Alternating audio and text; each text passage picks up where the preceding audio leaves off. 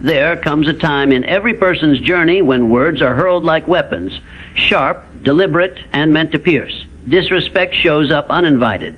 It challenges your pride, provokes your ego, and demands an immediate reaction. But in those moments, the most powerful thing you can do is not react. Not because you are weak, not because you accept the insult, but because you understand something. Greater silence is a form of strength that most never master. The average individual is conditioned to respond. They feel an urge to defend, to retaliate, to justify themselves. But success, true success, belongs to those who have developed the maturity to remain calm in the face of disrespect. Silence is not the absence of emotion. It is the presence of discipline. It is not an admission of defeat. It is the evidence of self-control. Understand this: when you react to disrespect, you give power to the person who disrespected you. You hand them your energy. You let them influence your state of mind. But when you stay quiet, you retain that power. You tell the world, I control my emotions do not control me. You see, silence is misunderstood because we live in a world that rewards noise. People are addicted to having the last word. They confuse volume with authority. But if you study the behavior of those who rise to greatness, you will notice something: they speak with purpose, not impulse. They do not chase validation through arguments. They let results speak louder than words ever could. When someone disrespects you, what they are really doing is projecting their own limitations, insecurities, or frustrations onto you. Their words are not a reflection of who you are, but of who they are. Reacting to them is like stepping into their chaos. But when you remain silent, you rise above the noise and deny them the satisfaction of pulling you down. In business, in relationships, and in life, emotional discipline is one of the greatest assets you can possess. Silence gives you space to think, to reflect, to strategize. It prevents you from making decisions in anger, which are almost always the wrong decisions. It allows you to respond with clarity later, if a response is even necessary.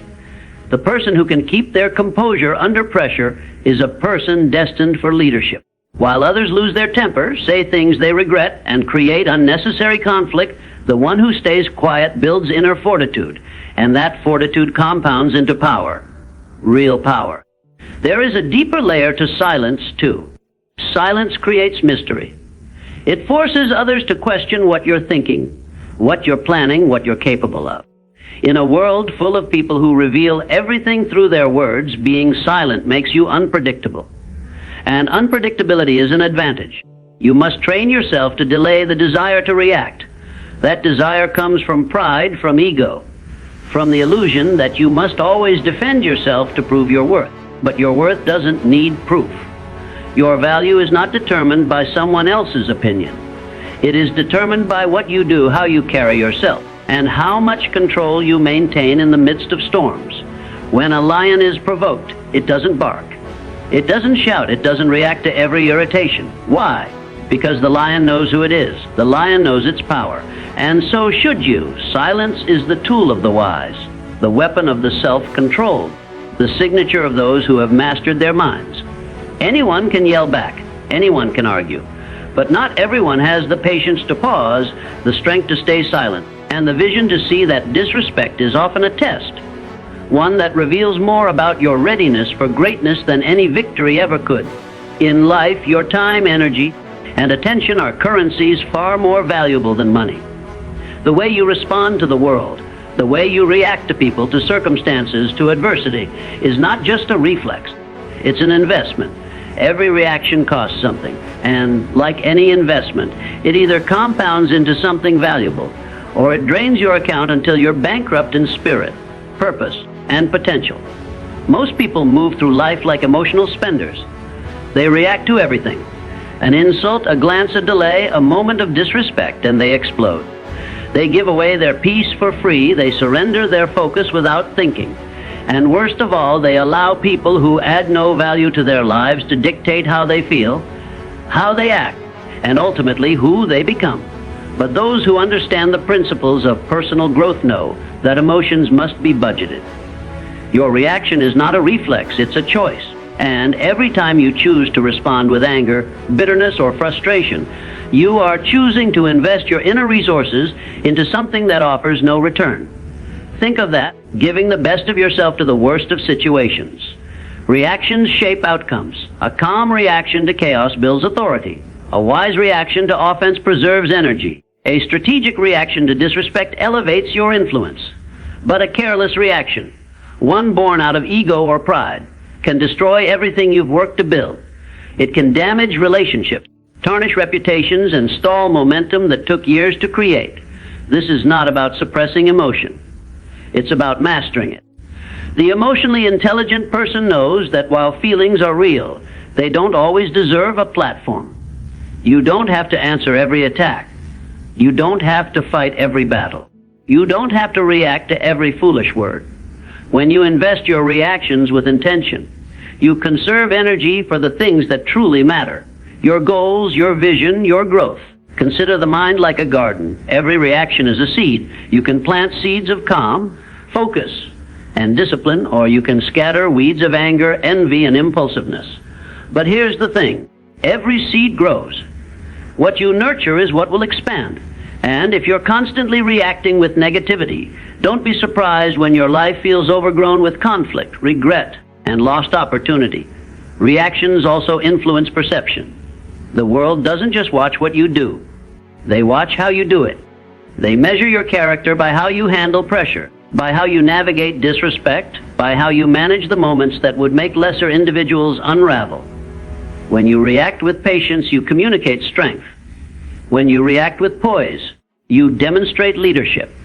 And when you react with vision, you build credibility that opens doors emotion could never unlock. You must begin to view your reactions the way an investor views capital.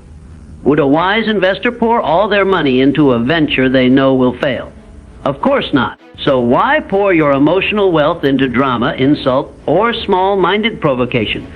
Choose instead to invest in silence, in focus, in actions that build results rather than words that feed conflict. You also need to understand that reaction is influence. Every time you react, you are teaching the world how to treat you. React to everything, and they know you're easily manipulated.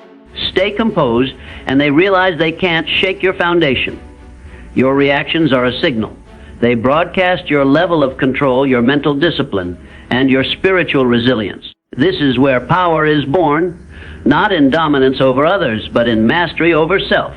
It's the man or woman who learns to pause before they speak, who takes a breath before they act, who sees beyond the moment and chooses long-term impact over short-term satisfaction, because it's easy to react. It takes no strength to explode, but to respond with purpose, to invest your energy where it grows you.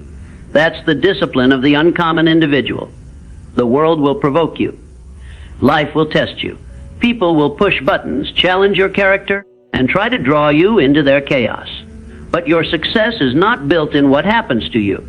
It's built in what you do next. Every moment of reaction is a moment of investment. You are either making yourself richer in purpose or poorer in peace, stronger in self-control or weaker in self-worth. And the question you must ask before you speak, before you react, before you let the world dictate your next move is simple. Is this worth the investment? Every day, you are being observed, tested, and measured, not just by what you accomplish, but by how you carry yourself through adversity. And few tests are more subtle, more personal, or more revealing than how you respond to disrespect. When someone treats you with disregard, contempt, or cruelty, your instinct may be to defend, to retaliate, to prove a point. But remember this, when you react on their level, you validate their behavior. You let their poor character define your response. And in doing so, you allow someone else's weakness to reshape your strength. Disrespect is not a mirror. It does not reflect your worth. It reflects theirs. When someone disrespects you, what they show is not who you are. It's who they are when they are at their lowest. It exposes the limits of their integrity, the cracks in their confidence, the shallowness of their spirit. And if you understand this, you begin to see disrespect not as a personal attack, but as an unintentional confession, a revelation of their internal state. But here is where the danger leases. If you let their darkness enter your space, you risk becoming a reflection of what you despise. You stoop to their level. You trade your dignity for the satisfaction of retaliation. You let their poison alter your purity. And that is a transaction no wise person should ever make. It's the illusion of justice at the cost of your own character. Character is not built when everything is going well. It's not shaped in applause, praise, or comfort. It is formed in conflict, sculpted in silence, and tested when no one is watching, especially when someone tries to pull you down. In those moments, you must ask yourself, is this who I want to be? Or am I just reacting to who they are? The answer to that question determines whether you rise above or sink below. Do not let petty behavior provoke powerful people. And make no mistake, you are powerful not because you dominate others, but because you can dominate yourself. You possess the ability to walk away when every part of you wants to engage. You hold the strength to stand tall when you're being pulled sideways. That's not weakness. That's command. Let them speak. Let them accuse. Let them slander, gossip, and disrespect. Because everything they say builds a profile. Not of you, but of themselves. And the world is always watching. People may not remember every word you say, but they will never forget how you made them feel. Nor will they forget how you handled those who tried to tear you down. Respect is earned not by reacting, but by rising. There's a reason why leaders don't bark back at critics. Why kings don't respond to every peasant in the crowd. Why warriors don't flinch at insults. They understand that responding to disrespect is a distraction. It steals energy that should be invested in building, growing, achieving.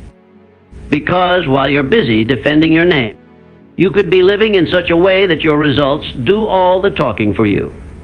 What they say about you may get a moment of attention. But what you do with your life creates a legacy. And legacies are never written by the opinion of others. They are written by your decisions, your reactions, your unshakable identity. You must decide.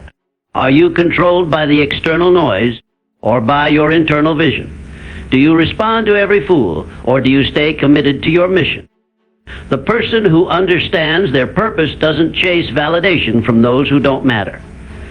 They don't explain themselves to the ignorant, and they don't try to redeem themselves in the eyes of those who are blind to value. You must become untouchable, not by building walls, but by deepening roots. So when someone tries to move you with insults, they find no leverage. When they attempt to stir you, they find stillness, because you are not moved by shallow voices. You are grounded in deeper truths. You are not here to be accepted by everyone. You are here to become everything you were designed to be, regardless of who understands it or not. Their disrespect is their storm. Don't let it flood your mind. Let it show you who they are, and let it remind you of who you refuse to become. That is your power, not in echoing their behavior, but in transcending it with unwavering focus, composure, and vision. There is no success, no greatness, no lasting power without mental toughness. And mental toughness is not gifted. It is earned, built brick by brick in the quiet battles within your own mind. You don't forget in comfort. You don't inherit it through inspiration. You build it by facing resistance and refusing to surrender. But the foundation of that toughness, the bedrock upon which all other discipline is formed, is emotional mastery. The average person is a slave to how they feel. When anger rises, they lash out. When fear appears, they retreat. When insecurity whispers, they shrink. They ride the emotional roller coaster up and down, pulled by forces they never attempt to control. And because they never learn to master their emotions, they never learn to master their destiny.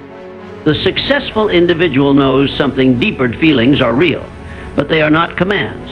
Just because you feel something doesn't mean you must obey it.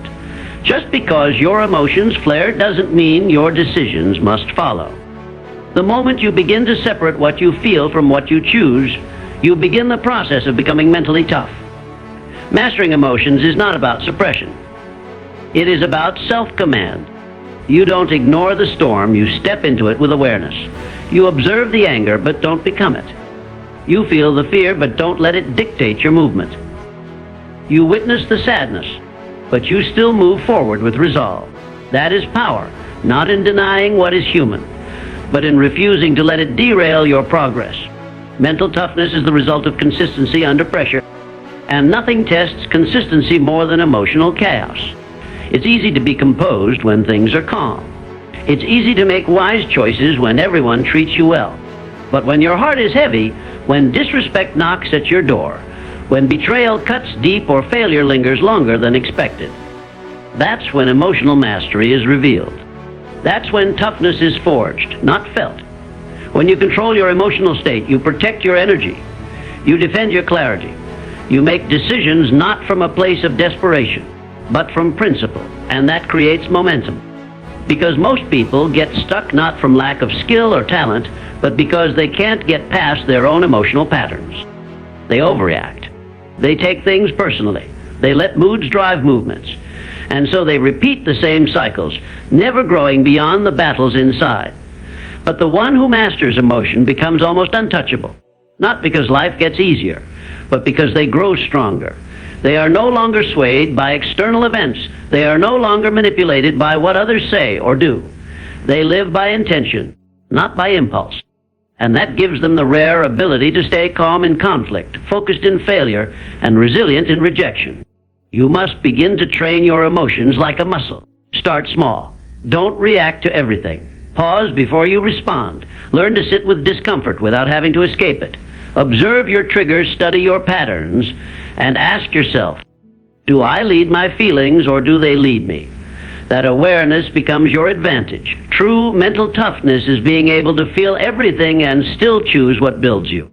It's staying in the driver's seat when emotions try to take the wheel. It's the discipline to say, I will not sabotage my future for the satisfaction of a temporary feeling. That kind of strength is rare, but it's available to those who are willing to practice control when it would be easier to collapse. You can train in the gym, you can work on your craft, you can study for years. But if you don't master your emotions, you will break the moment adversity applies pressure, because emotions amplify everything: your fears, your doubts, your temptations. If you don't rule over them, they will rule over you. They will convince you to give up when you're just steps away.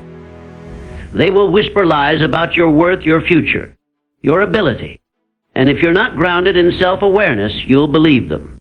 Mental toughness is the armor that protects vision from the sabotage of emotion. It allows you to walk into chaos and maintain direction, to face offense and still choose growth, to encounter difficulty and still act with purpose. When you master your emotions, you do not just become tough. You become unbreakable in mind, clear in focus, and relentless in pursuit. Disrespect is one of life's most powerful provocations. It cuts deep, not just into your ego, but into your sense of identity. When someone disrespects you, when they ignore your value, dismiss your voice, or question your worth, it can ignite a fire inside you. But here's the true thing, that fire can either burn down your future, or it can forge your greatness. It all depends on what you do with it. Most people waste their energy chasing revenge. They want to prove something to someone. They want to make the other person pay. So they pour their time, focus, and spirit into getting even. But revenge is a cheap return. It gives you the illusion of power while robbing you of your peace.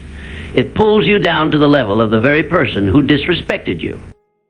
And if you're not careful, you become what you hate, bitter, reactive, and consumed with things that offer no growth. But the uncommon individual, the one destined for more, knows that disrespect is not a curse. It's a tool. It is a hidden opportunity wrapped in insult. When someone disrespects you, they hand you something incredibly valuable: insight. Insight into who they are, and a challenge to discover who you really are. Because how you handle disrespect says more about you than what caused it. You must begin to look at every moment of disrespect as a form of feedback. Not about your identity, but about your emotional maturity. Will you shrink or rise? Will you retaliate or evolve?